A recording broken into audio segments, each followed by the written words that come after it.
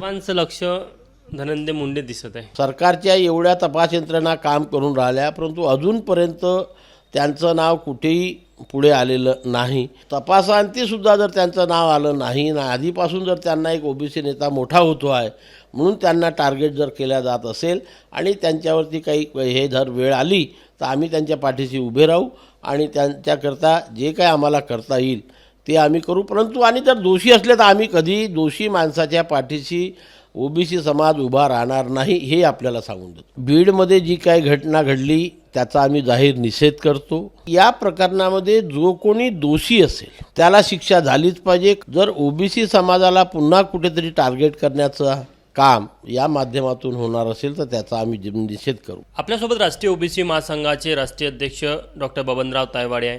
Sir, बीडचं ते संतोष देशमुख प्रकरण आहे, त्या प्रकरणाच्या आड कुठंतरी ओबीसींना लक्ष केलं जात आहे असे एक आरोप केला जात आहे. राष्ट्रीय ओबीसी महासंघाची काय भूमिका या संदर्भात? नाही, जो तुम्ही म्हणतात की आरोप केला जात आहे त्या मताशी मी सहमत नाही आहे. पण बीडमध्ये जी काही घटना घडली त्याचा आम्ही जाहीर निषेध करतो. कोणी त्याचं समर्थन करणार नाही. एका लोकप्रतिनिधीची, कारण ते सरपंच होते, अशा प्रकारे निर्गुण हत्या करणं हे शोभनीय नाही आहे. म्हणून त्याचा आम्ही जाहीरपणे निषेध करतो. आणि या प्रकरणामध्ये जो कोणी दोषी असेल, जो कोणी असेल त्याला शिक्षा झालीच पाहिजे. कठोरातली कठोर शिक्षा झाली पाहिजे. त्याला पनिशमेंट मिळालंच पाहिजे. त्या मताचे आम्ही आहोत. आम्ही कुणाचे पाठीमागे राहणार नाही, मग तो कुठल्याही समाजाचा असो. परंतु हे प्रकरण डोळ्यासमोर ठेवून जर ओबीसी समाजाला पुन्हा कुठेतरी टार्गेट करण्याचं काम या माध्यमातून होणार असेल तर त्याचा आम्ही निषेध करू. परवा जो मोर्चा झाला त्याच्यामध्ये सर्वच ओबीसी होते, मराठा होते, सर्वच होते. सर्वच जनसामान्य रस्त्यावरती आलेले होते. कारण दोषीवरती कारवाई झालीच पाहिजे या मताचे सर्व आहेत.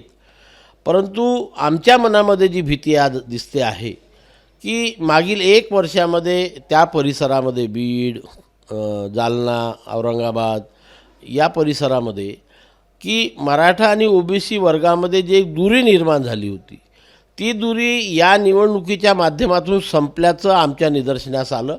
आणि ती चांगली गोष्ट होती की अशा प्रकारची दुरी दोन समाजामध्ये कधी होऊ नये. चांगल्या प्रकारे दोन्ही समाज त्या ठिकाणी वास्तव्यास असायला पाहिजे.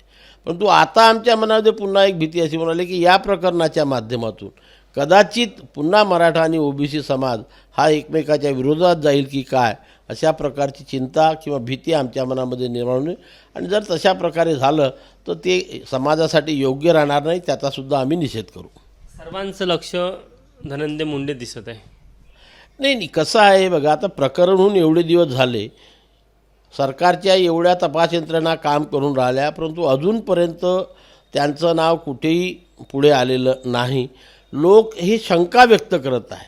शंका व्यक्त करणं आणि प्रत्यक्षामध्ये त्यांचा सहभाग त्याच्यामध्ये असणं याच्यामध्ये फार मोठी तफावत आहे. ज्या दिवशी सर्व तपासाअंती जर ते दोषी असेल आणि त्यांच्यावरती कारवाई होत असेल तर आम्ही त्याचा विरोध कधीच करणार नाही. परंतु तपासाअंतीसुद्धा जर त्यांचं नाव आलं नाही ना, आधीपासून जर त्यांना एक ओबीसी नेता मोठा होतो आहे म्हणून त्यांना टार्गेट जर केल्या जात असेल आणि त्यांच्यावरती काही हे जर वेळ आली तर आम्ही त्यांच्या पाठीशी उभे राहू आणि त्यांच्याकरता जे काही आम्हाला करता येईल ते आम्ही करू. परंतु आणि जर दोषी असले तर आम्ही कधी दोषी माणसाच्या पाठीशी ओबीसी समाज उभा राहणार नाही हे आपल्याला सांगून देतो. कुठंतरी असं म्हणतं की धनंजय मुंडे यांना पालकमंत्रीपद मिळू नये बीड, तर त्यामुळे देखील एक मोठा विरोध होताना दिसत आहे. नाही, हे बघा, तो कसा आहे, तो राजकारणाचा प्रश्न आहे, त्या पक्षाचा, आणि हे मुख्यमंत्र्याचा अधिकार आहे काय करायचं आणि काय नाही.